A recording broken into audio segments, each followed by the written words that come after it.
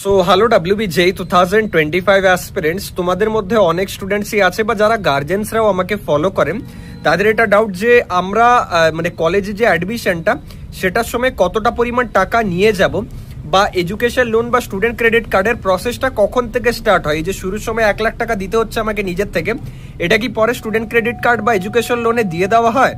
তো দেখো, সবাইকে একটাই ব্যাপার বলতে চাই যে অ্যাডমিশনের সময় ওই যে 1 লাখ বা 1,05,000 থেকে 10,000 টাকা যেটা জমা দিতে হয়, সেখানে তোমার যে কলেজের অ্যাডমিশন ফিস তার সাথে সাথে ফার্স্ট সেমিস্টার ফিস যে বিটেকের, সেই দুটো নিয়ে পরই টোটাল কিন্তু 1,05,000 কি 1,10,000 টাকা লাগে।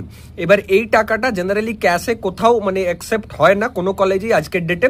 সব জায়গায় শুধু ডিমান্ড ড্রাফট দিতে বলে। এবার ডিমান্ড ড্রাফট কি করে করবে? নিয়ার বাই যে ব্যাংক থাকবে তোমার কলেজে, সেখানে যাবে, সেখানে ব্যাংক ট্রান্সফার করবে, দেন বলবে যে আমাকে ডিমান্ড ড্রাফট দিতে, মানে ওই চেক দিতে হয় সোজা কথা, যে একটা কাগজে ভ্যালু থাকবে যে এটা পুরো 1 লাখ টাকার ভ্যালু একটা কাগজে, এরকম একটা ব্যাপার আর কি।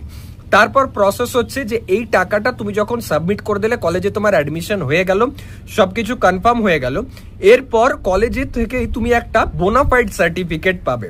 কলেজকে ওটার জন্য অ্যাপ্লিকেশন করতে হয়, লিখতে হয় যে আমি এডুকেশন লোন বা স্টুডেন্ট ক্রেডিট কার্ড নেবো এবং তাই আমার যে কলেজের ফিস ডিটেলস আছে, ফিস স্ট্রাকচার যেটা, সেটার ডিটেলস চাই। ওখানে কি করবে তোমাকে কলেজ একটা কাগজে পুরো মেনশন করে দেবে যে first semester, second semester, third same, fourth sem, এরকম করে প্রতিটা সেমিস্টারের কত ফিস লাগবে ওই কাগজটা নিয়ে পেয়ে তোমাকে ব্যাংকে যেতে হয়।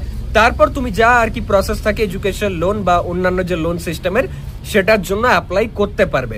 তো হিসেব অনুযায়ী শুরুর যে টাকাটা অ্যাডমিশন ফিস বা ফার্স্ট সেমিস্টারের যে ফিসটা, সেটা নিজেকেই দিতে হয়। তারপর এই বোনাফাইডটা পেলে তবেই তুমি অ্যাপ্লাই করতে পারবে লোনের জন্য। মানে now it's the proof that you are a student of that particular college, only then that particular loan will be started. এবং সেখান থেকে তোমার ব্যাংক অ্যাকাউন্টে টাকা আসবে না, ডিরেক্ট কলেজের অ্যাকাউন্টে টাকা যাবে। প্রতিটা সেমিস্টারের আগে তোমাকে কলেজ ভিজিট করতে হবে, তার আগের রেজাল্টটা নিয়ে পর যে হ্যাঁ আমার টাকাটা প্লিজ পে করুন। ওটা তোমার দায়িত্ব, তোমাকে ব্যাংকে গিয়ে বলতে হবে, কারণ ব্যাংক তোমাকে টাকা ধার দিচ্ছে, ওয়ান শর্ট অফ, দান করেনি। Note that.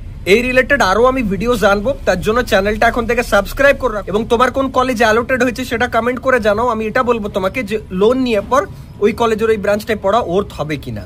থ্যাংকস এভরিওয়ান, দেখা হচ্ছে নেক্সট ভিডিওতে।